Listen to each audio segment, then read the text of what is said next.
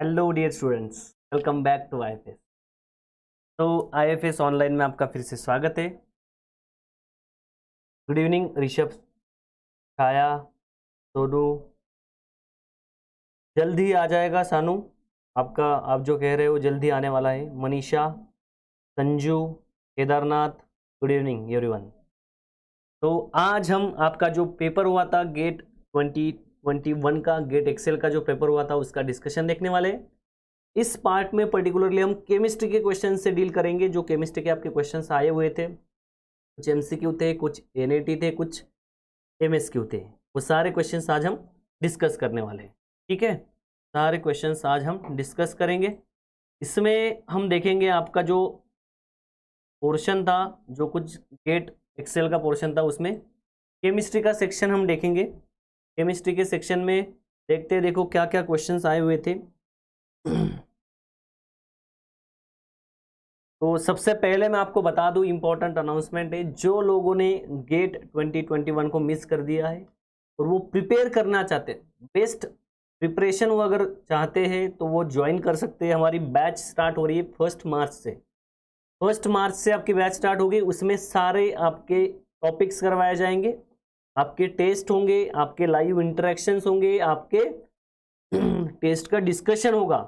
जो कुछ आप चाहते हो सारी चीज़ें यहाँ पे फुलफिल आपकी होने वाली है। प्रैक्टिस, सारे रेगुलर प्रैक्टिस होगी टेस्ट के फॉर्मेट में आपकी।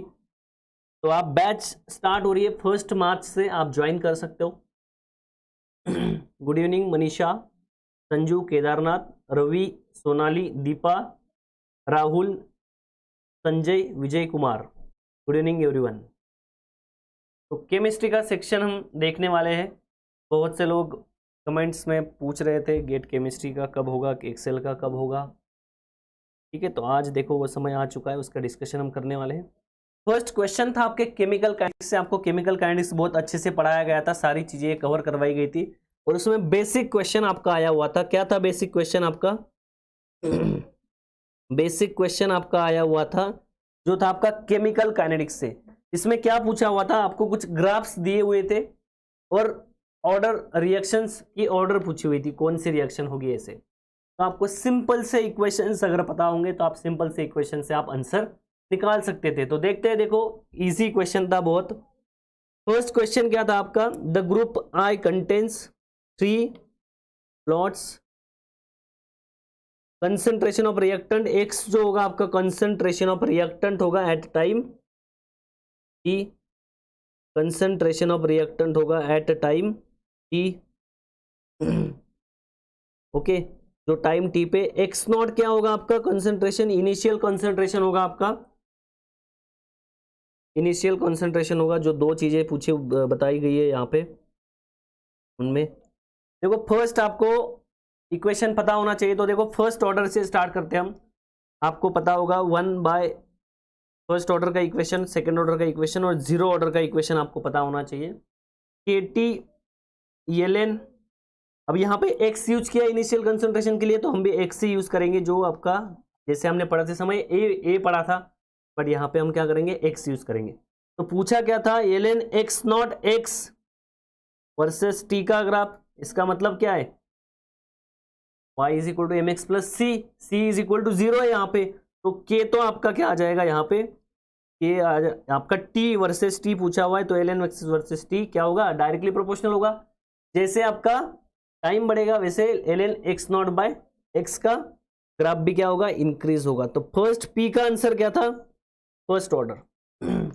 तो इसमें इंपॉर्टेंट पॉइंट क्या था? फर्स्ट p का आंसर क्या है? फर्स्ट ऑर्डर है, तो आपको फर्स्ट ऑप्शन और थर्ड ऑप्शन यहाँ पे सही है। ये दो ऑप्शन आपके गलत हो गए। अब आपको अगले ऑप्शंस में देखना है। तो अगले ऑप्शंस में क्या होता है? सेकंड ऑर्डर इक्वेशन होता है एक, सेकंड ऑर्डर का एक इक्वेशन होता है और जीरो ऑर्डर का एक इक्वेशन होता है। तो सेकंड ऑर्डर क्या होता है? जीरो ऑर्डर अगर पता होगा आपको तो जीरो ऑर्डर भी इजी होता है। X is equal to x naught minus k t, ये इक्वेशन हमने पढ़ा था। X is equal to x naught by k t minus k t. अब यहाँ पे क्या है? y is equal to m x plus c m x. आपका ये एम एक्स है यहाँ पे, तो y इज इक्वल टू आपका m x plus c t, मतलब एम एक्स माइनस है, यानी कि निगेटिव स्लोप आपका आ रहा है। तो जो स्लोप है आपका यहाँ पे निगेटिव आ रहा है, तो x के रिस्पेक्ट में आपका क्या आ रहा है? स्लोप निगेटिव आ रहा है t, और आपका ये जो होगा ये माइनस के होगा, माइनस के होगा। ठीक है, तो आपका क्या पता चल रहा है? हमें पता चल रहा है कि ये जो ऑर्डर दे रखी है यहाँ पे, ये क्या है? जीरो की, जीरो ऑर्डर रिएक्शन का ग्राफ है। सेकंड अगर देखोगे आप, सेकंड ऑर्डर इक्वेशन अगर आपको पता होगा तो 1a equal to 1 by a naught plus k t था। इसको बस आपको चेंज करना था। बट अगर आपको जीरो और फर्स्ट ऑर्डर का अगर ग्राफ पता है, इक्वेशन अगर आपको याद है, तो आप इजीली ये क्वेश्चन कर सकते थे। इसका अगर आपको याद नहीं होगा, क्योंकि इसमें आपको चेंजेस करने थे। देखो चेंजेस कैसे होंगे? K t is equal to 1 by a minus a naught, तो यहाँ पे क्या होगा? K t A naught minus a into a naught. यहाँ पे क्या पूछा हुआ है ग्राफ में? एक्स नॉट, तो ए नॉट की जगह पे एक्स नॉट पुट कर दो, ए की जगह पे एक्स पुट कर दो। तो यहाँ पे मैंने क्या किया? ए नॉट को इधर लेके गया, तो A naught k t A naught minus A upon A, इस तरह से आपका कंपाउंड। अब यहाँ पे क्या दे रखा था? यहाँ पे दे रखा था आपका ए नॉट ए, यानी कि x naught x upon x. इसके रिस्पेक्ट में टी का ग्राफ पूछा हुआ था, तो इसके रिस्पेक्ट में टी पूछा हुआ, तो x naught x with respect to t पूछा हुआ था। तो जैसे आपका टी बढ़ेगा वैसे आपका ए नॉट माइनस ए अपॉन ए क्या बढ़ेगा? इंक्रीज होगा। तो आपका सेकेंड ऑर्डर का सही आंसर क्या था?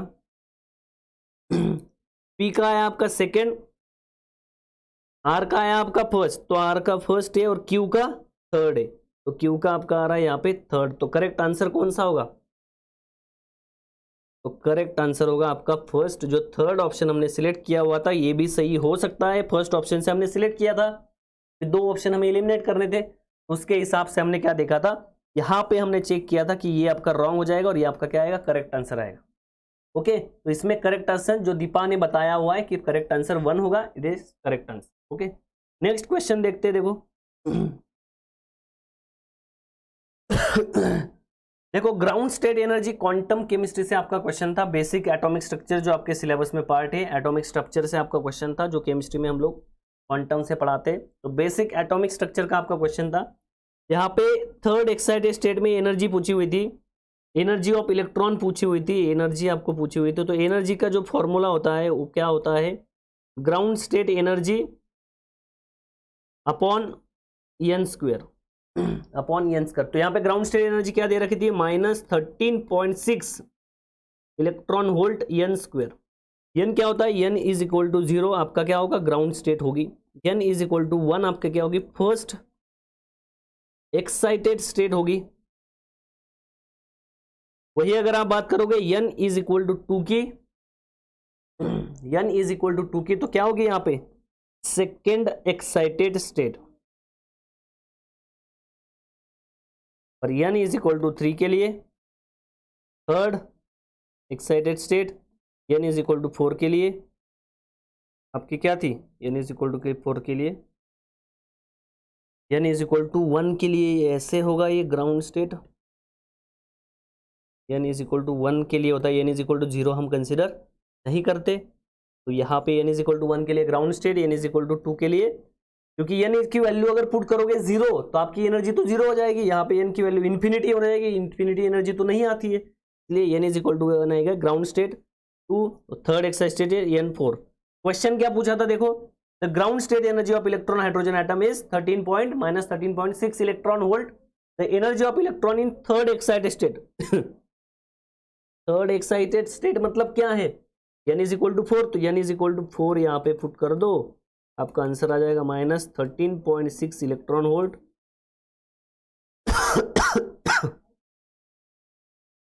यहाँ पे क्या आएगा, 4 स्क्वायर,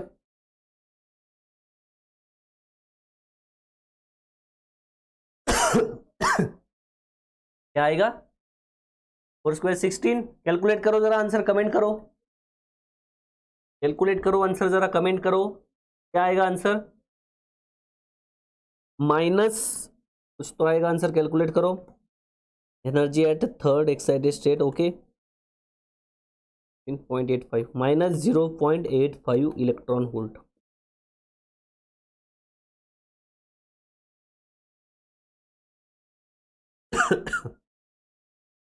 -0.85 इलेक्ट्रॉन वोल्ट आपका क्या आएगा, आंसर आएगा। चेक करो एक बार।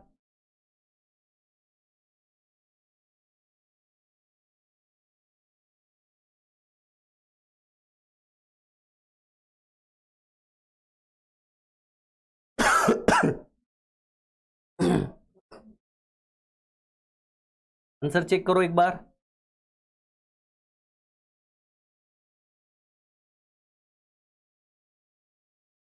नेक्स्ट क्वेश्चन देखते हैं। देखो नेक्स्ट क्वेश्चन क्या है आपका,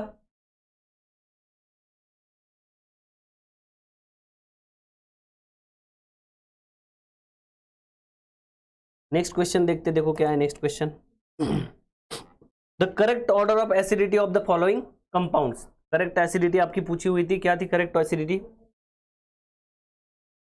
देखो यहाँ पे जो आपको जनरल ऑर्गेनिक केमिस्ट्री और एरोमेटिसिटी का जो पोर्शन था वो जो कवर करवाया था, उससे ये क्वेश्चन था। देखो सिंपल क्वेश्चन था।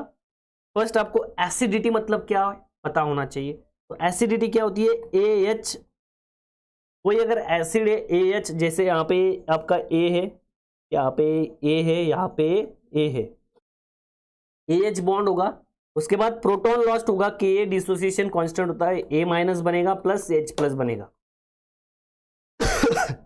ओके, तो यहाँ पे क्या होगा, A- जितना ज्यादा स्टेबल होगा उतनी एसिडिटी ज्यादा होगी। तो आपको क्या करना था, सब में देखना था, सब में आपका H बॉन्ड है, A- क्या बनेगा आपका double bond, minus proton lost हुआ ना H+, यहाँ पे क्या हुआ AH,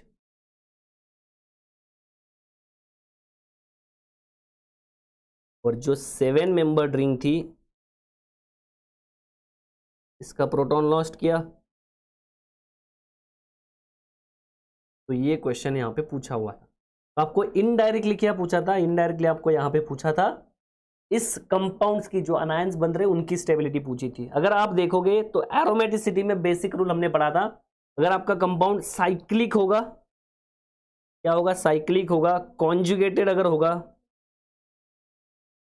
प्लेनर अगर होगा, cyclic conjugated planar and 4n + 2 pi electron अगर होंगे तो कंपाउंड क्या होता है, कंपाउंड होता है एरोमेटिक। यहाँ पे कितने पाई इलेक्ट्रॉन्स थे, 1 2 3 4, ये डीलोकलाइज कर रहे हैं इसमें, ठीक है, तो 4 पाई इलेक्ट्रॉन, और ये सारे कंडीशन फॉलो हो रहे हैं, और 4n पाई इलेक्ट्रॉन से कंपाउंड क्या होगा, एंटी एरोमेटिक। तो स्टेबिलिटी की अगर बात करते हैं हम, तो स्टेबिलिटी में क्या आता है, आपका एरोमेटिक जो कंपाउंड होता है वो क्या होता है, मोर स्टेबल होता है। ये कंपाउंड अगर देखोगे तो इसमें कितने आ रहे हैं, 4 पाई इलेक्ट्रॉन्स आ रहे हैं। 4 पाई इलेक्ट्रॉन्स मतलब क्या हो रहा है, anti aromatic compound is unstable. बहुत ही इजी क्वेश्चन था। उसके बाद यहां पे अगर देखोगे तो 2 और ये 2 पाई, अगर अनायन होगा तो उसको 2 पाई इलेक्ट्रॉन हम कंसिडर करते हैं। तो कितने हुए, 6 पाई इलेक्ट्रॉन, 6 पाई इलेक्ट्रॉन, और कंपाउंड क्या आ रहा है, एरोमेटिक। अब तो ट्विस्ट यहीं पे था, ट्विस्ट क्या था, सबसे स्टेबल तो ये होगा, मोस्ट स्टेबल। तो यहां पे आपको ऑप्शन देखना था, जो सेकेंड होगा सबसे ज्यादा होगा, और फर्स्ट जो होगा सबसे कम होगा। सेकेंड होगा सबसे ज्यादा होगा, फर्स्ट जो होगा सबसे कम होगा, तो ये आपका करेक्ट आंसर। अब इसमें थर्ड जो मॉलिक्यूल है इसमें डिबेट होती है, देखो क्या होता है। ये जो कंपाउंड होता है कुछ लोग बोलते हैं एंटी एरोमेटिक है, क्योंकि यूनिवर्सिटी के बुक्स में या कहीं पे अगर आप जाओगे तो उसमें लिखा होता है कि ये कंपाउंड एंटी एरोमेटिक होता है। बट मैं आपको जो बता रहा हूँ पूरे स्टैंडर्ड रेफरेंस के साथ बता रहा हूँ, ये जो कंपाउंड होता है इस कंपाउंड का स्ट्रक्चर क्या होता है, कंपाउंड का स्ट्रक्चर इस तरह से होता है, ऐसे। और यहाँ पे जो अनायन होता है इस तरह से होता है, हाइड्रोजन, ये अनायन आपका। तो इसमें क्या होता है, ये पाई बॉन्ड अगर आप देखोगे, ये पाई बॉन्ड अगर देखोगे इस तरह से, और ये देखोगे ये इस तरह से, तो ये क्या होता है, ये कॉन्जुगेशन नहीं कर पाता। कॉन्जुगेशन के लिए क्या चाहिए होता है, कॉन्जुगेशन के लिए आपका मॉलिक्यूल प्लेनर होना चाहिए। जैसे बेंजीन होता है, आप सबको पता ही होगा, बेंजीन बहुत बार आपने सुना होगा। बेंजीन में क्या होता है, देखो बेंजीन में से इलेक्ट्रॉनिक कॉन्जुगेशन होता है, इलेक्ट्रॉनिक डीलोकलाइजेशन होता है। तो यहाँ पे वो डीलोकलाइजेशन होने के लिए अगर ये डीलोकलाइज करेगा तो इसका चार्ज जो होता है वो sp2 होता है। ये जो इसका अगर डीलोकलाइज करेगा तो sp2 होता है, डीलोकलाइज नहीं करेगा तो ये sp3 हो जाता है। ये कॉन्जुगेशन में पार्टिसिपेट नहीं करता। तो जो हमारे कंडीशंस है, यहाँ पे कंडीशंस क्या है, साइक्लिक होना चाहिए, कॉन्जुगेटेड होना चाहिए, तो ये कॉन्जुगेटेड में नहीं रहता, ये का हाइब्रिडाइजेशन sp3 होता है, इसीलिए ये कंपाउंड नॉन एरोमेटिक होता है।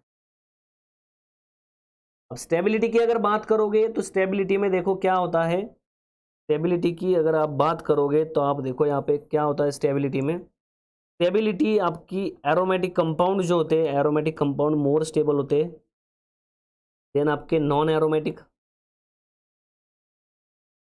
देन आपके एंटी एरोमेटिक। अब यहाँ पे जो है एरोमेटिक अनायन कौन सा है, एरोमेटिक अनायन है आपका ये, नॉन एरोमेटिक अनायन है आपका ये, और आपका एंटी एरोमेटिक अनायन है। तो स्टेबिलिटी की अगर बात करोगे तो ये मोर स्टेबल है, देन ये क्या है, एरोमेटिक है, ये नॉन एरोमेटिक है, और ये एंटी एरोमेटिक है। तो एसिडिटी ऑर्डर भी आपकी क्या रहेगी, सेम रहेगी। तो एसिडिटी ऑर्डर में आपको साइक्लोप्रोपेंडिंग यानी कि आपके सेकेंड की थी, उसकी सबसे ज़्यादा एसिडिक होगा, उसके बाद फिर थर्ड होगा जो नॉन एरोमेटिक है, उसके बाद फिर फर्स्ट होगा जो आपका एंटी एरोमेटिक है, जो आपका एंटी एरोमेटिक है। इंटरेस्टिंग क्वेश्चन आपके एग्जाम में ये पूछा हुआ था। इसमें अगर कोई डाउट होगा तो आप मुझे बता सकते हो, मैं आपको फिर से बताऊंगा। एग्जैक्टली राहुल वेंकटेश, सही आंसर निकाला है आपने, इलेक्ट्रॉन वोल्ट -0.85। वेंकटेश बस माइनस साइन अगर आपने लगाया होगा तो आपका आंसर सही होगा। ऑप्शन 3 जिन्होंने आंसर बताया था, दीपा और आपके आकाश, इन्होंने जो ऑप्शन बताया था वो बिल्कुल सही आंसर है। नेक्स्ट क्वेश्चन का आंसर जल्दी से आपको बताना है। नेक्स्ट क्वेश्चन का आंसर आपको जल्दी से बताना है, क्या है इसमें क्वेश्चंस।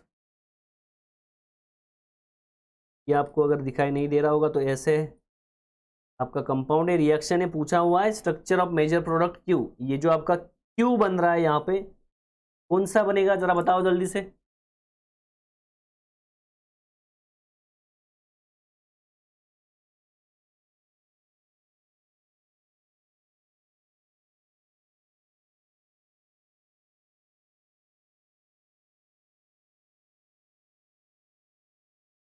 जो क्यू बनेगा वो कौन सा बनेगा जल्दी से बताओ। ऑप्शन नंबर बताना है आपको, ऑप्शन नंबर बताना है। तरह से आपके सारे ऑप्शन से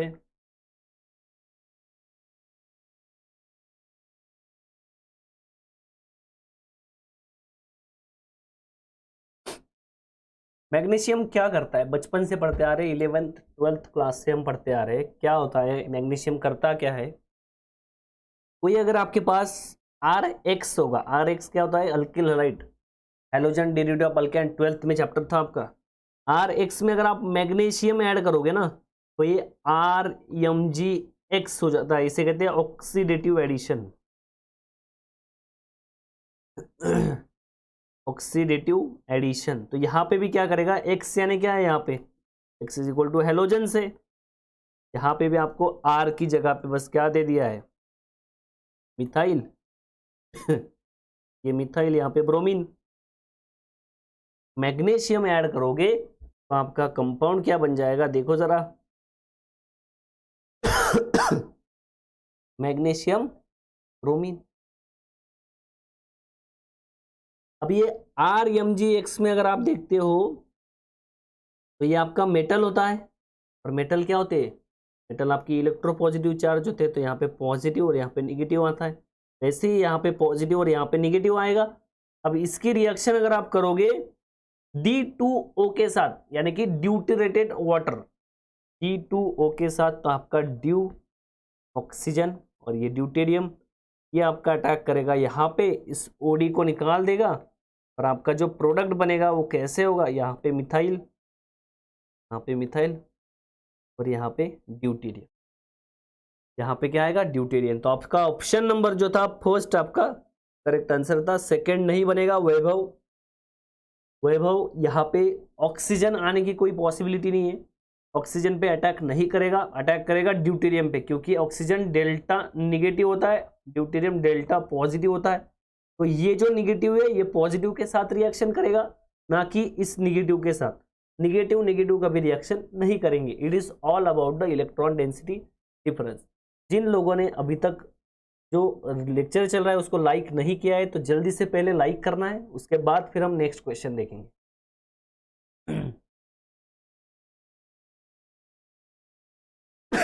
बहुत इजी था ये, आकाश, करना चाहिए था। देखो नेक्स्ट क्वेश्चन क्या पूछा हुआ है, the freezing point of 80 gram acetic acid. 80 gram acetic acid, तो एसिटिक एसिड कितना है, 80 ग्राम यहाँ पे दिया हुआ है।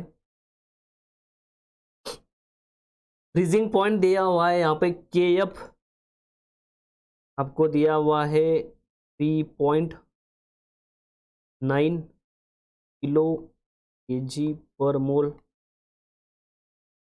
उसके बाद lowered by, was lowered by due to addition of 20 gram of compound. 20 gram of compound क्या है आपका, सोल्यूट ऐड किया है, ये क्या आपका सॉल्वेंट है, और आपका जो ऐड किया है सोल्यूट ऐड किया जा रहा है। सोल्यूट कितना है, 20 ग्राम कंपाउंड है आपका। मोलर मास ऑफ कंपाउंड, आपको मोलर मास निकालना है, मोलर मास निकालना था आपको, कैसे निकालोगे, तो आपने सॉल्यूशन 125 आएगा, देखते हैं आकाश कैसे आता है 125। ये इसको इग्नोर करना है आपको, ये नहीं देखना है।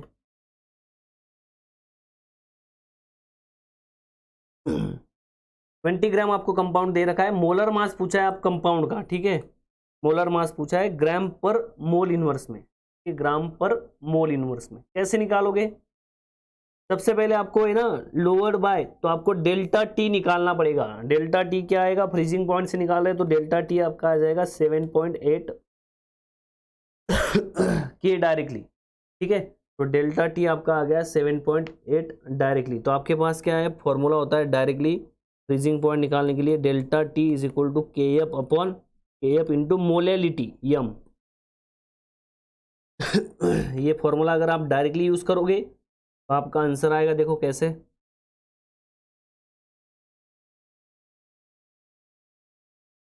आपका आंसर आएगा, देखो इसमें कैसे आएगा आंसर।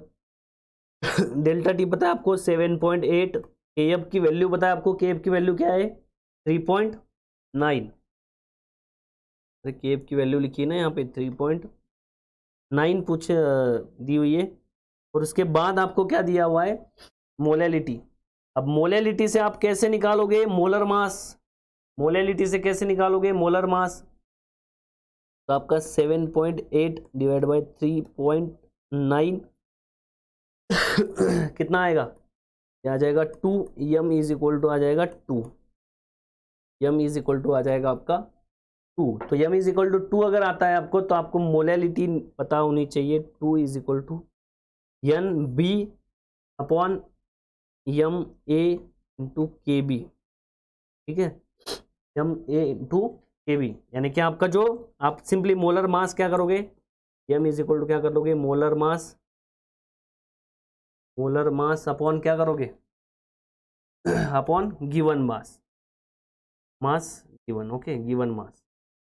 आप सिंपली ये निकाल सकते हो कैसे, एन ए की वैल्यू यहाँ पे एन ए इंटू 1000, जो आपको कितना दिया हुआ है, ए यानी आपका सॉल्वेंट का, सॉल्वेंट यानी 20 दिया हुआ है, यहाँ पे आपको क्या करना है, एन ए इंटू 1000, आपको किलो में दिया हुआ है, यूनिट अगर आपने देखा होगा यहाँ पे, तो आपको क्या था यहाँ पे ये जो दिया हुआ है फ्रीजिंग कांस्टेंट, ये किलो में दिया हुआ था, तो आपको एन ए 1000 इंटू मास आपको निकालना है डायरेक्टली। तो आप क्या करोगे, एन ए यानी कि 20 आपका ये दिया हुआ है, 1000 अपॉन आप क्या कर दोगे यम, अपॉन आप क्या कर दोगे यम, तो यम बी इंटू 80 कर दोगे, यम बी इंटू 80 कर दोगे, तो आपका आंसर क्या आएगा, यम बी यानी आपको जो पूछा हुआ है वो ये हुआ आपका 10 का क्या आया 100 10⁴ डिवाइड बाई 80, तो आपका ये गया 0, यहाँ पे गया 0। आप कैलकुलेशन कर लोगे तो आपका आंसर आएगा, चेक कर लो एक बार, 125 आंसर आ रहा है, जिन्होंने बताया उनका सही है। कैलकुलेशन करोगे तो आपका आंसर आ जाएगा 125। सिंपली आपको मोल्स का कैलकुलेशन करना था, यहाँ पे जो मोल्स दिए हुए थे सॉल्वेंट के मोल्स और सोल्यूट का मास जो दिया हुआ था उसका कैलकुलेशन करना था आपको सिंपली, ठीक है।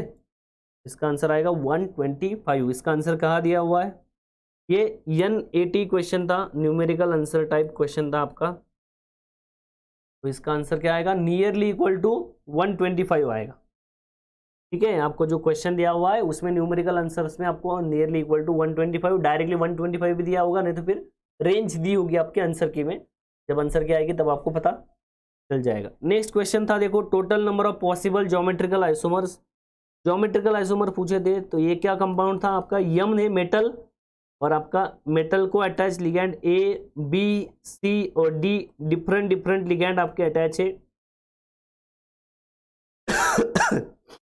जो आपका यहाँ पे पिरिडीन प्रेजेंट है उसका स्ट्रक्चर कुछ ऐसे होता है, ये नाइट्रोजन से वो अटैच होता है, तो वो भी मोनोडेंटेड होता है, सारे जो लिगैंड्स अटैच है सारे मोनोडेंटेड है। तो यहाँ पे m a b c d अगर आप देखोगे तो इसके 3 ज्योमेट्रिकल आइसोमर्स आते हैं, कैसे देखते हैं, देखो यहाँ पे आपने क्या लिया, प्लेटिनम आपने यहाँ पे लिखा, नाइट्रोजन पिरिडीन Cl ये, अब NH3 को यहाँ पे लेके आए और Br को यहाँ पे लेके आए, ये आपका दूसरा आइसोमर हुआ।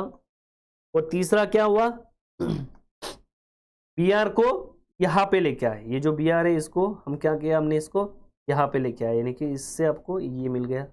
इसमें आप कितने भी तरीके से कर लो, आपको 3 ही स्ट्रक्चर मिलते हैं, आपका बस टाइम वेस्ट हो यहाँ पे और आप ज़्यादा से ज़्यादा समय तक इस पे लगे रहो, इसलिए ये क्वेश्चन पूछा हुआ था। तो इसका आंसर 3 था, न्यूमेरिकल आंसर टाइप क्वेश्चन था ये भी। और ज्योमेट्रिकल आइसोमर्स पूछे थे, अगर ऑप्टिकल भी पूछता, टोटल नंबर ऑफ आइसोमर्स भी पूछता, तो इसमें ऑप्टिकल आइसोमर 0 आते, ज्योमेट्रिकल आइसोमर्स इसमें 3 आते। तो यहाँ पे टोटल नंबर ऑफ आइसोमर्स भी अगर पूछता या ज्योमेट्रिकल आइसोमर्स भी पूछे तो यहाँ पे आंसर आएगा 3। Without any doubt. यहाँ पे आंसर क्या आएगा? 3 आपका करेक्ट आंसर हो। कोई डाउट है किसी को इसमें? दीपक, वेरी गुड। देखो नेक्स्ट क्वेश्चन क्या है। अगेन वेरी इजी क्वेश्चन था। FeCO5 का स्ट्रक्चर आपको पूछा हुआ था, कैसे होगा? तो FeCO5 का स्ट्रक्चर आपका ट्राइगोनल बाइपिरामिडल होता है।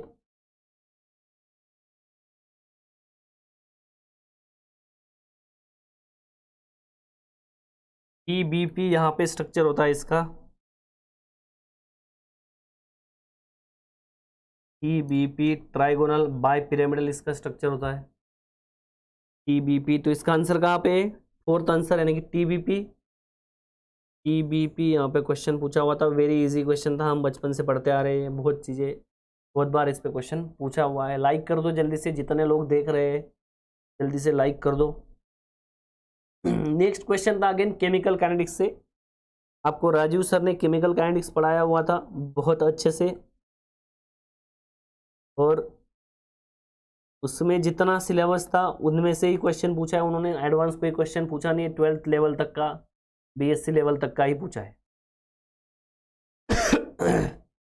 क्वेश्चन क्या था? The first order reaction. तो पहले तो ये बता रहा है कि फर्स्ट ऑर्डर रिएक्शन होगी, हम लिख लेंगे पहले KT ln ये नॉट बाय A।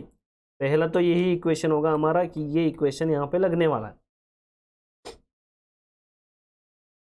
90% कंप्लीट हो रही रिएक्शन, मतलब 100% क्या था आपका? A0 था, 100 था।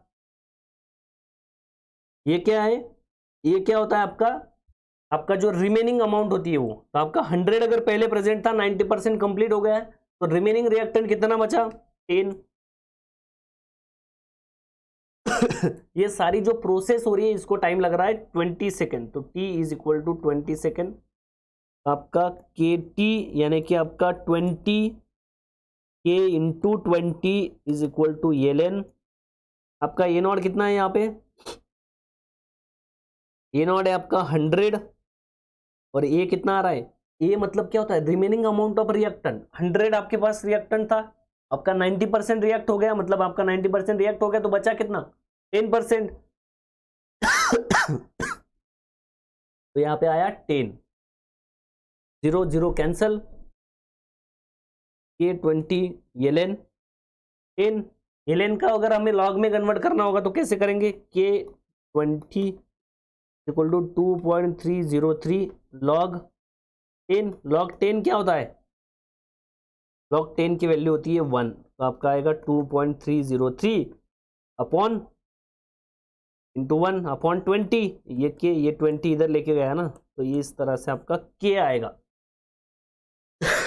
आपको क्या पूछा हुआ है? आपको पूछा है कि ये रिएक्शन कंप्लीट हो रही है इतने टाइम में, तो के निकाल लिया हमने इस रिएक्शन से। Time taken for the reaction 50% completion. अगर 50% रिएक्शन कंप्लीट होगी तो कितना टाइम लगेगा? तो आपके पास के की वैल्यू है यहाँ पे। के की वैल्यू अगर आपके पास है तो आप टाइम तो इजीली निकाल सकते हो 50% रिएक्शन के लिए। 50% मतलब T1/2 होता है क्या?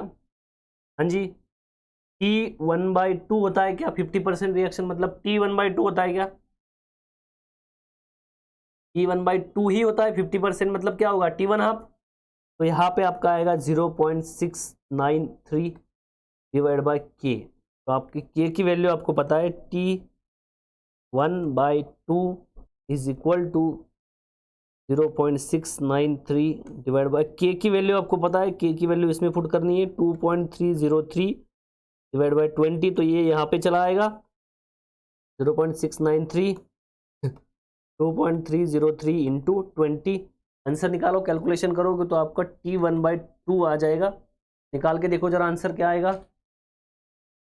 निकाल के देखो जरा आंसर क्या आएगा।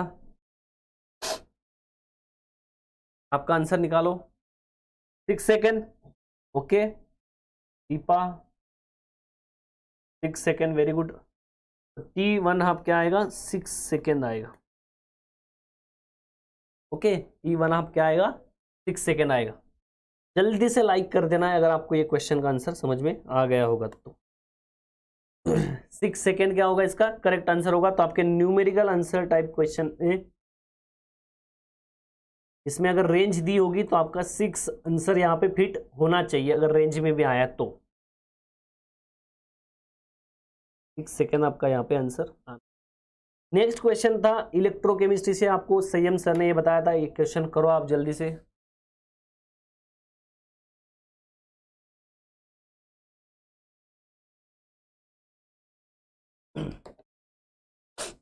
यस वैभव, कैलकुलेशन करने पे 6.03 आंसर आता है, आप करेक्ट बता रहे हो। 6.03 6.023 आंसर आता है, आप करेक्ट बता रहे हो, कोई डाउट नहीं है, बराबर है आपका आंसर।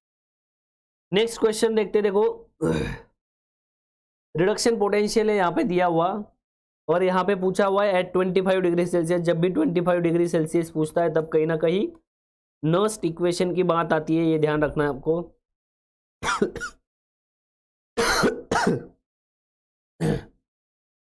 नर्स्ट इक्वेशन की वहां पे बात आती है। अब यहाँ पे आपको देखना है,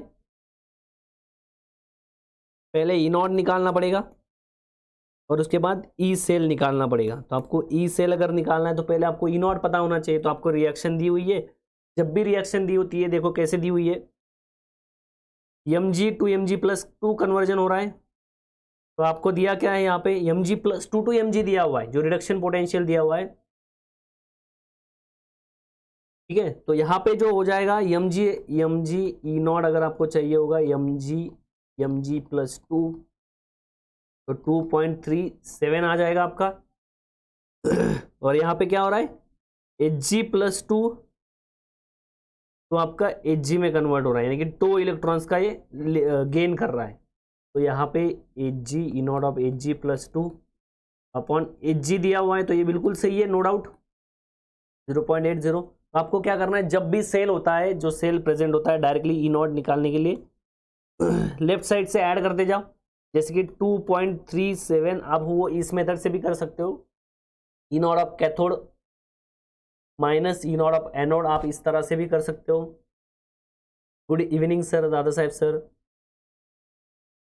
ठीक है। आकाश, आपको समझ में आ जाएगा, इसमें डाउट था ना, क्लियर हो जाएगा। देखो प्लस आपको क्या करना है, लेफ्ट साइड से ऐड करते जाना है 2.37.87। तो ई नॉट आएगा आपका 3.17। और जब इसमें नस्ट इक्वेशन लगाओगे, नस्ट इक्वेशन क्या होता है, e cell e naught minus 0.0591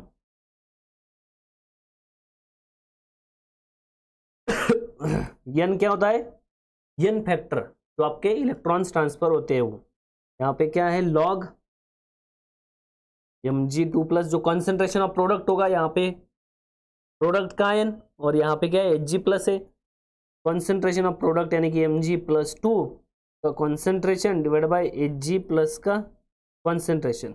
अब यहाँ पे 2 इलेक्ट्रॉन ट्रांसफर हो रहे हैं, इसलिए यहाँ पे स्क्वायर आ जाएगा, इसलिए यहाँ पे क्या आ जाएगा, स्क्वायर आ जाएगा। तो ये फॉर्मूला आपको अगर पता होगा तो आपका काम बनने वाला था वहाँ पे, बिल्कुल बस यही। बट ई नॉट निकालने की वैल्यू आपको पता है कैसे निकालना है, ई नॉट कैसे निकालते हैं हमें पता है, just left to right add करते जाना। नहीं तो फिर आप कैथोड माइनस एनोड भी कर सकते हो, उससे भी आपका आंसर आ जाएगा, नो डाउट। अब यहाँ पे क्या है, ई नॉट की value 3.17 minus 0.0591 upon 2।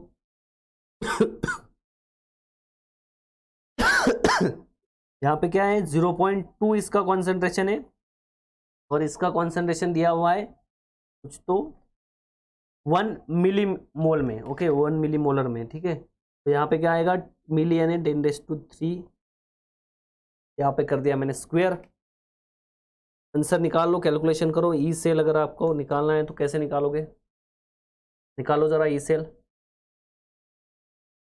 E cell अगर आपको निकालना है तो कैसे निकालोगे, इसमें फिर कैलकुलेशन करना है, सिंपली सारे वैल्यूज तो मैंने ऐड कर दिए, कैलकुलेशन करोगे। आपका ये फाइनल कैलकुलेशन करने के बाद ई सेल आएगा आपका 3.0, यहाँ पे मैंने लिखा हुआ था आंसर 0। ई सेल कैसे आएगा 0.1, ई सेल आपका क्या आएगा 0.13। तो जिन्होंने लिखा होगा ये रेंज दी होगी आपकी एग्जाम में जब आंसर क्या आएगी तब रेंज दी होगी, तो रेंज में ये बिल्कुल बैठना चाहिए। ओके आकाश, क्लियर हुआ डाउट कैसे निकालना है यहाँ पे?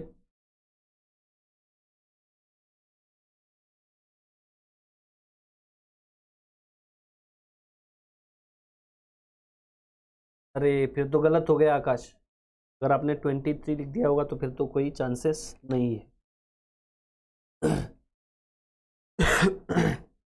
नेक्स्ट ये जो क्वेश्चन था बहुत अच्छा क्वेश्चन था। इसमें आपको पूछा गया था heat formation following standard heat of formation दिए हुए हैं कुछ, जैसे फॉस्फोरस के लिए 314.6 किलो जूल पर मोल, PH3 के लिए 5.4 किलो जूल पर मोल, हाइड्रोजन के लिए 218 किलो जूल पर मोल। एवरेज बॉन्ड एंथैल्पी आपको निकालनी थी यहाँ पे PH3 की। एवरेज बॉन्ड एंथैल्पी आपको निकालनी थी यहाँ पे PH3 की। अगर आप PH3 की एवरेज बॉन्ड एंथैल्पी निकालनी है आपको, तो आपको पहले इसमें फॉर्मेशन कैसे हो रहा है वो पता होना चाहिए। तो इसको जब आप ऐसे ब्रेक करोगे PH3 2 mole of PH3 balance करने के लिए आपको ये रिएक्शन 2 इक्विवेलेंट पहले बैलेंस रिएक्शन आपको पता होनी चाहिए। इसमें क्या होगा 2 फॉस्फोरस बनेंगे plus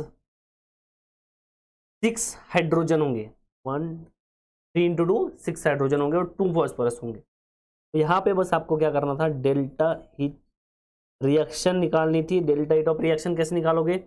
product minus delta H of product minus delta H of reactant आपको चाहिए था। यहाँ पे प्रोडक्ट क्या है 2 into delta H for phosphorus plus 6 into delta H for hydrogen. इसको आपको माइनस करना था किससे? यहाँ पे सारे वैल्यूज दे रखे हैं इन्होंने, डेल्टा एच फॉर्मेशन आपको पूछा हुआ है यहाँ पे 2 into delta H formation of PH3। ये आपको यहाँ पे निकालना था। ऐसे निकालोगे, जस्ट वैल्यूज पुट कर दो। यहाँ पे देखो फॉस्फोरस का दिया हुआ है कितना है 314, यहाँ पे कितना है 5.4 इसका, 5.4 इसका 314.6 इसका कितना है, हाइड्रोजन का है 318 सॉरी 218। वैल्यूज पुट करो और आंसर निकालो पहले इसका। वैल्यूज पुट करो इसमें 2 इंटू कितना आएगा 314.6 प्लस 6 इंटू 218 माइनस 2 इंटू 5.4। तो इसको जब आप कैलकुलेट करोगे तो आपका आंसर देखो क्या आएगा यहाँ पे। जब आप कैलकुलेट करोगे तो इसका आंसर क्या आएगा देखो जरा यहाँ पे, तो आंसर आएगा delta H of reaction is equal to something 1937.2 minus ये कैलकुलेशन करना है आपको 8.10.8। आपका आंसर आएगा delta H of reaction is equal to 1926.4। तो ये जो डेल्टा एच रिएक्शन होता है ये इज इक्वल टू होता है 3BH। आपको क्या पूछा है बॉन्ड, एवरेज बॉन्ड एंथैल्पी पूछा है आपको। तो ये एवरेज बॉन्ड एनर्जी जो होती है, बॉन्ड एंथैल्पी मतलब बॉन्ड एनर्जी, ठीक है। तो यहाँ पे आपके जो ये डेल्टा एच रिएक्शन आती है ये कितने आती है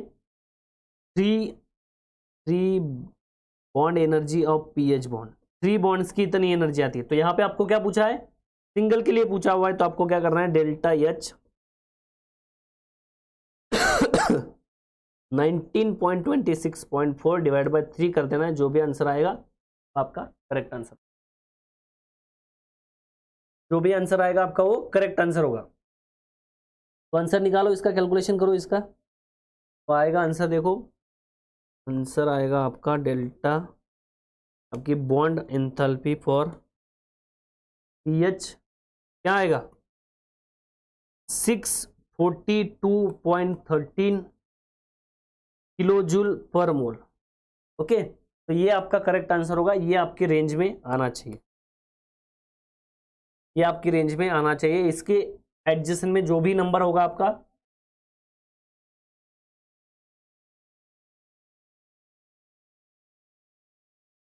हो सकता है नियाज आपने जो 6.25 निकाला है, तो उन्होंने अगर रेंज दी आपको 6.3 तक, अगर 5.7 से लेकर 6.3 तक अगर रेंज दी, तो आपका आंसर सही हो सकता है, बिल्कुल नो डाउट।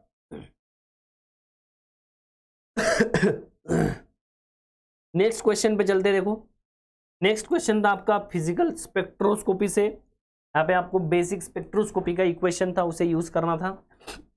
तो यहाँ पे एब्जॉर्बेंस दिया हुआ है A is equal to epsilon CL, यहाँ पे पूछा हुआ था। ये फॉर्मूला सिर्फ आपको पता होना चाहिए था। एब्जॉर्बेंस दिया हुआ है 42, ये एक्सलॉन दिया हुआ है 8.4 इंटू 10⁻³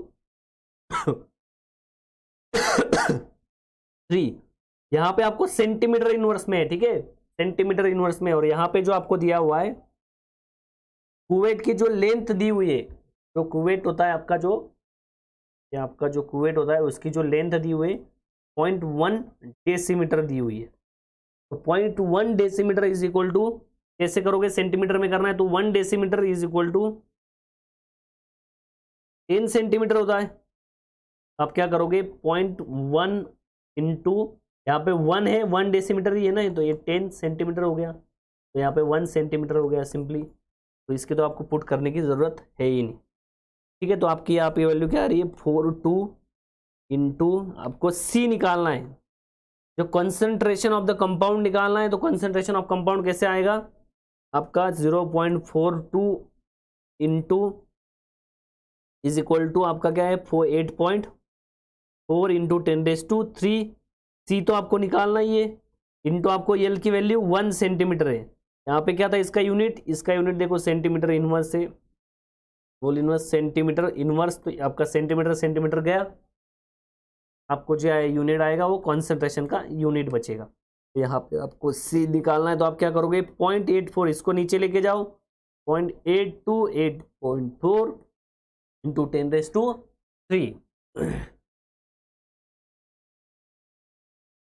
10⁻³ इसका कैलकुलेशन करोगे तो कैसे करना पड़ेगा आपको, 0.2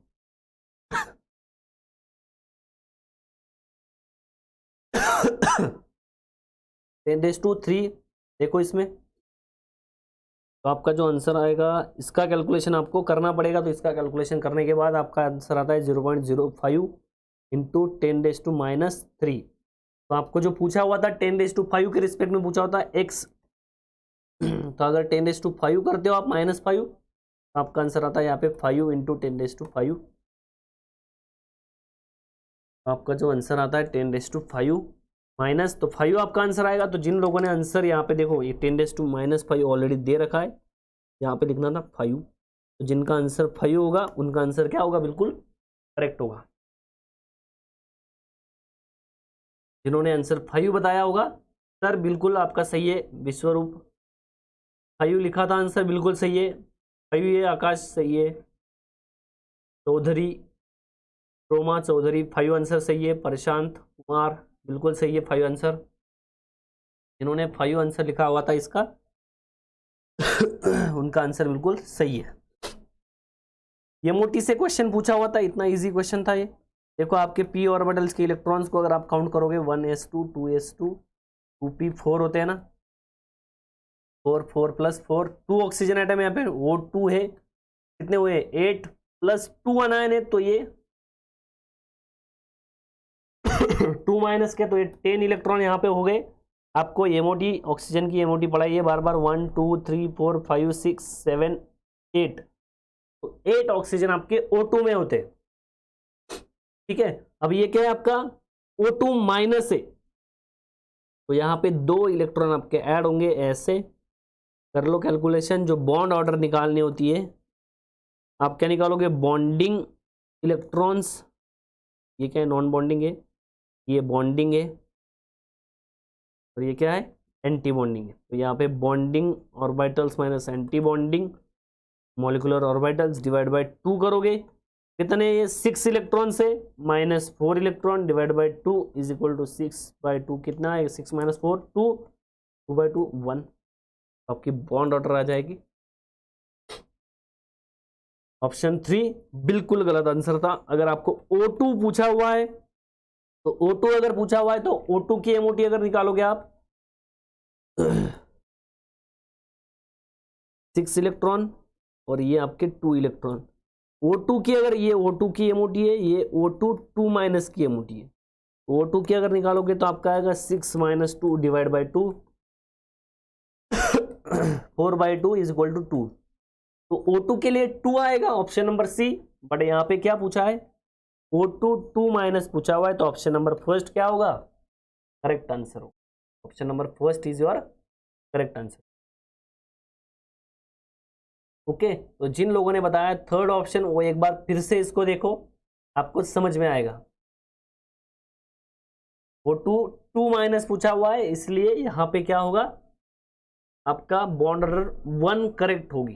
तो जिन लोगों ने 1 करेक्ट लिखा होगा उनका आंसर बिल्कुल सही होगा। इसमें ऑप्शन नंबर फर्स्ट आपका करेक्ट था। इसमें बताओ, ये तो आपका बायोकेमिस्ट्री का क्वेश्चन था, आपने इजीली किया होगा। जल्दी से इसका आंसर आपको कमेंट करना है।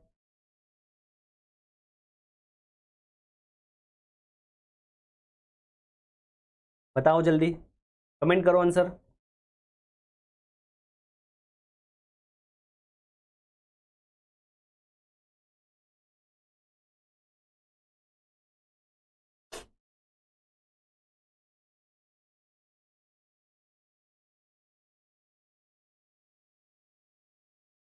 सिंगल ऑप्शन करेक्ट आंसर था ये फर्स्ट, एनोमरिक सी में आएगा एग्जैक्टली। चौधरी, दीबो ज्योति चौधरी सही बताया। अरे रे रे रे, गलत हो गया आकाश, 2 क्वेश्चन गलत हो गए, बाकी आपके सही है। आपने अच्छा पेपर अटेम्प्ट किया है, मुझे ऐसा लगता है।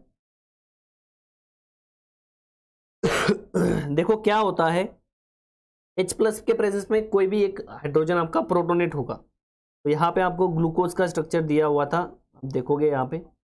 तो ये हाइड्रोजन अगर प्रोटोनेट हुआ, ये ऑक्सीजन अगर प्रोटोनेट हुआ, इसने इस OH ने अगर आपका प्रोटॉन लिया H प्लस, तो इसमें होता क्या है, इसमें आपको पता होगा, मैंने आपको मेसोमरिक इफेक्ट पढ़ाया था। यहाँ पे इस तरह से कटायन बनता है, और ये जो कटायन बनेगा OH2 पॉजिटिव बनेगा पहले,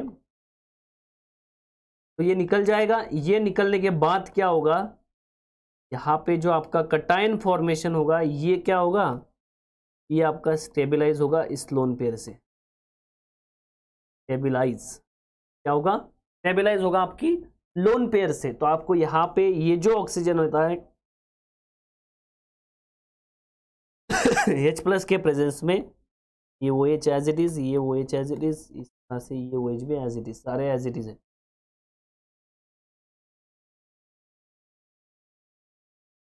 ऐसे तो ये कटायन क्या है, स्टेबलाइज है, इसलिए ये कटायन पहले फॉर्म होगा, उसके बाद मिथेनॉल इजीली अटैक करेगा ऐसे, और आपका जो ऑप्शन फॉर्म हो जाएगा कौन सा होगा, option number first. Option number first क्या था आपका करेक्ट आंसर। नंबर फर्स्ट क्या था, सिंपली बस OMe का अटैक करना है। उन्होंने स्टीरियोकेमिस्ट्री नहीं पूछी वहां पे, उन्होंने वहां पे स्टीरियोकेमिस्ट्री नहीं पूछी। ऐसे ऐसे एरो जो होता है, इसका मीनिंग होता है कि आपकी स्टीरियोकेमिस्ट्री फिक्स नहीं है। कटायन क्या होगा, प्लेनर बनेगा, तो ये दोनों साइड से स्टीरियोकेमिकली आपका अटैक कर सकता है, इसलिए उन्होंने स्टीरियोकेमिस्ट्रिकली नहीं पूछा है। इसलिए फर्स्ट क्या होगा आपका करेक्ट आंसर होगा। ये OH एज इट इज, ये OH एज इट इज, ये OH एज इट इज, और ये OH as it is. Good evening Kulbhushan. ठीक है, तो ये आपका करेक्ट आंसर क्या होगा, first is your correct answer. Next question देखते हैं। देखो नेक्स्ट क्वेश्चन था आपके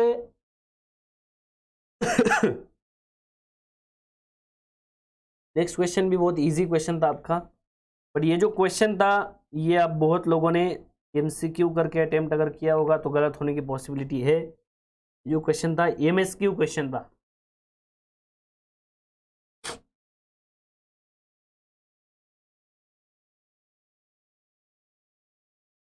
कितने मार्क्स का क्वेश्चन था, ये क्वेश्चन पेपर में तो मेंशन नहीं है, तो ये कितने मार्क्स का क्वेश्चन था आपको देखना पड़ेगा जब आपकी रिस्पॉन्स शीट और आंसर की आ जाएगी तब। देखो ये क्वेश्चन पूछा था Y एंड T, T क्या बन रहा है, प्रोडक्ट बन रहा है, Y क्या है यहाँ पे सब्स्टिट्यूएंट है। तो दो टाइप्स के रिएक्शन होते हैं, हॉफमैन और सेटजेप। तो हॉफमैन और सेटजेप रिएक्शन होते हैं। हॉफमैन, कौन से रिएक्शन होते हैं? दोनों टाइप के, हॉफमैन और सेटजेप प्रोडक्ट होते हैं। हॉफमैन प्रोडक्ट जो होता है वो क्या होता है? कोई अगर डबल बॉन्ड फॉर्मेशन की पॉसिबिलिटी, तो वो less substituted side double bond बनाता है। कहाँ बनाता है? Less substituted side double bond.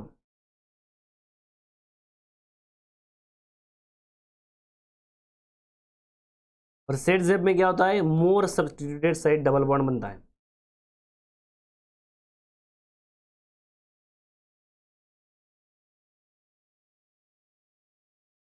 आपने हॉफमैन और सेटजेप एलिमिनेशन पढ़ा था, आपको रिएक्शन मैकेनिज्म में पढ़ाया भी था, ये हमने को पता होगा। जब आपके कंपाउंड में नाइट्रोजन R3 अटैच होता है नाइट्रोजन R3 अटैच होता है, तब आपका बेस जब अटैक करता है, जहां पे यहाँ पे क्या दिया हुआ है, NaOET, OET क्या करेगा? बेस यहाँ पे हाइड्रोजन लेगा, डबल बॉन्ड बनाएगा, ऐसे निकाल देगा यहाँ से, तो यहाँ पे बना देगा डबल बॉन्ड ऐसे। और दूसरा यहाँ पे क्या होगा? Y इज इक्वल टू, अगर आपका ब्रोमीन होगा तो यहाँ पे क्या होगा? NaOET आपका क्या दिखाएगा? आपका दिखाएगा E2 इलिमिनेशन। वो क्या बनता है? सेटजेप प्रोडक्ट। ये होता है हॉफमैन, ये होता है सेटजेप प्रोडक्ट। तो यहां से आपका हाइड्रोजन निकलेगा, NaOET आपका बेस है, यहाँ पे अटैक करेगा, डबल बॉन्ड इसको निकाल देगा, तो यहाँ पे बनाएगा डबल बॉन्ड। तो ये क्या, कहाँ पे मैच हो रहा है? तो आपका NMe3 क्या करेगा? सब्स्टिट्यूटेड प्रोडक्ट नहीं बनाएगा, वो क्या बनाएगा? लेस सब्स्टिट्यूटेड प्रोडक्ट बनाएगा। तो यहाँ पे आपका जो प्रोडक्ट मैच होगा, ये जो CH3Me मतलब CH3 है, CH2 हाइड्रोजन, तो यहाँ से हाइड्रोजन निकालेगा, जब NMe होगा तो आपका हॉफमैन प्रोडक्ट बनेगा। NMe3 जब होगा तो ऑप्शन नंबर 4 सेकेंड करेक्ट है।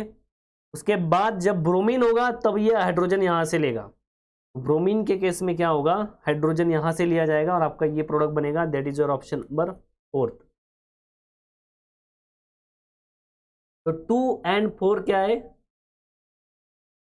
देन 2 and 4 क्या है? आपका करेक्ट आंसर है। Okay, 2 and 4 is your correct answer. Okay, 2 and 4 is your. MSQ का क्वेश्चन था ये, इसमें दो ऑप्शन पॉसिबल थे। अगर NMe3 अगर अटैच होगा तो लेस सब्स्टिट्यूटेड साइड का प्रोडक्ट फॉर्म होगा, अगर ब्रोमीन अटैच होगा तो मोर सब्स्टिट्यूटेड साइड से प्रोडक्ट फॉर्म होगा। तो सेकेंड एंड फोर्थ आपका क्या होगा? Correct answer. नेक्स्ट क्वेश्चन देखते हैं। देखो, लास्ट क्वेश्चन आपके एग्जाम में केमिस्ट्री का ये क्वेश्चन था, इसमें आपको सिंपली पूछा हुआ था among the following diamagnetic species कौन से होंगे। ये भी क्वेश्चन अच्छा था, इसमें भी आपको थोड़ा नॉलेज होना चाहिए केमिस्ट्री का, अदरवाइज आपसे क्वेश्चन नहीं होगा। तो यहाँ पे क्या पूछा होता? डायमैग्नेटिक स्पेसिस पूछी हुई थी। तो कोबाल्ट जो होता है अगर +3 में होगा, कोबाल्ट जो होता है +3 में होगा, NH3 H2O इनसे आगे जो होंगे सारे, इनके लिए वो स्ट्रॉन्ग फील्ड लिगैंड करके एक्ट करेगा। ये जो होंगे स्ट्रॉन्ग फील्ड लिगैंड होंगे इसके लिए, कोबाल्ट +3 के लिए।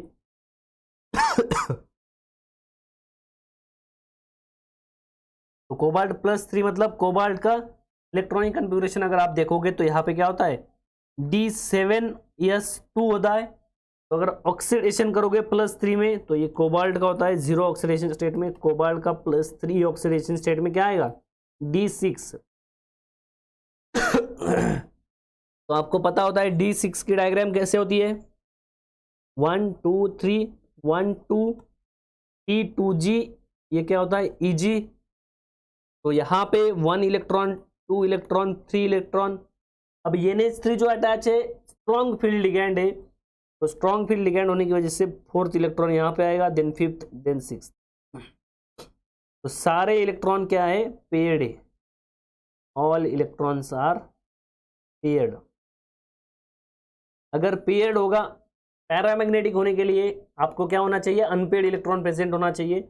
तो पेयर अगर होगा तो आपका कंपाउंड क्या होगा, डायामैग्नेटिक होगा। तो फर्स्ट आपका क्या था, डायामैग्नेटिक था। वही कोबाल्ट अब यहाँ पे +3 में है, बट यहाँ पे क्या है, इसके आगे इसके बाद क्या आता है, लास्ट में आता है फ्लोरीन माइनस। ये क्या होता है, वीक फील्ड लिगैंड होता है, वीक फील्ड लिगैंड होता है। तो वीक फील्ड लिगैंड के लिए ये क्या करेगा, कोबाल्ट 0 आपको पता है कैसे होता है, D7S2 कोबाल्ट +3 क्या होगा, 1 2 3 अगेन D6 होगा। तो D6 के लिए अगेन इलेक्ट्रॉनिक कन्फिगुरेशन आप देखोगे तो D6 के लिए आपको कैसे करना पड़ेगा, 1 2 3 2 3। ये क्या है, वीक फील्ड लिगैंड है। तो यहाँ पे 1 इलेक्ट्रॉन फर्स्ट यहाँ आएगा, सेकंड यहाँ आएगा, थर्ड यहाँ आएगा, फिफ्थ यहाँ आएगा, सिक्स्थ यहाँ आएगा, sorry fourth fifth then six.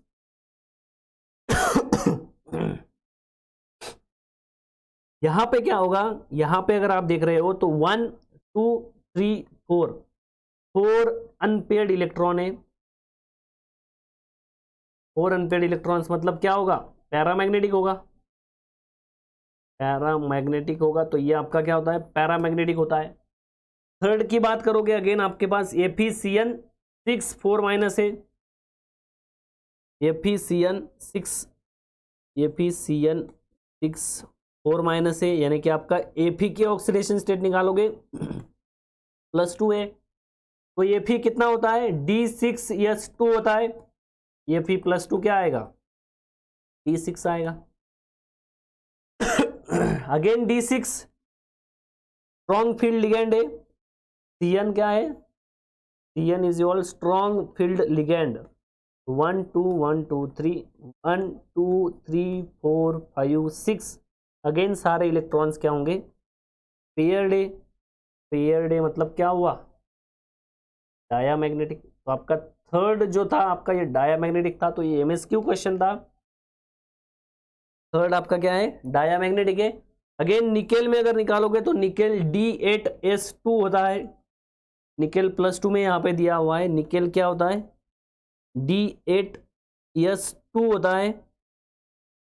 यही अगर निकेल +2 की बात करोगे तो D8 आ जाएगा। D8 अगर आ गया तो आपको पता ही है कैसे होगा,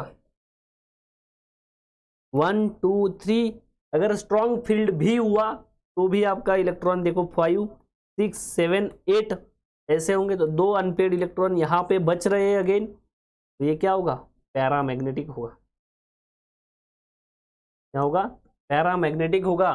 तो इसका आंसर अगर आपको पता करना होगा तो इसका आंसर क्या है, फर्स्ट आपका डायामैग्नेटिक है, फर्स्ट एंड थर्ड, और सेकंड और फोर्थ क्या है, पैरा। पूछा हुआ है डायामैग्नेटिक, आपका MSQ क्वेश्चन था, ये मल्टीपल सिलेक्टिव क्वेश्चन था। इसका करेक्ट आंसर क्या होगा, फर्स्ट एंड थर्ड।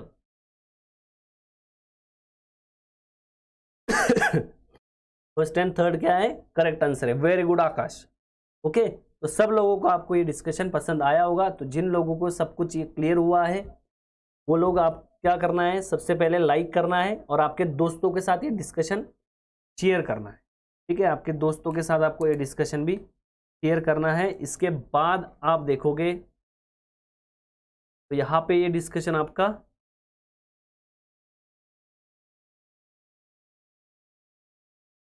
यहाँ पे आपका डिस्कशन ये खत्म हुआ। Okay, thank you so much. 15 के 15 सारे क्वेश्चंस हमने डिस्कस किए हैं। क्वेश्चंस के आंसर्स में रॉन्ग कुछ भी नहीं है। मे बी जो आपके NAT के क्वेश्चंस है उसमें हमने बताया होगा 6, तो 6.02 होगा, ऐसे आंसर्स होंगे तो वो आपके रेंज में फिक्स हो जाएंगे, आपको वो देखना है। ठीक है, थैंक यू सो मच।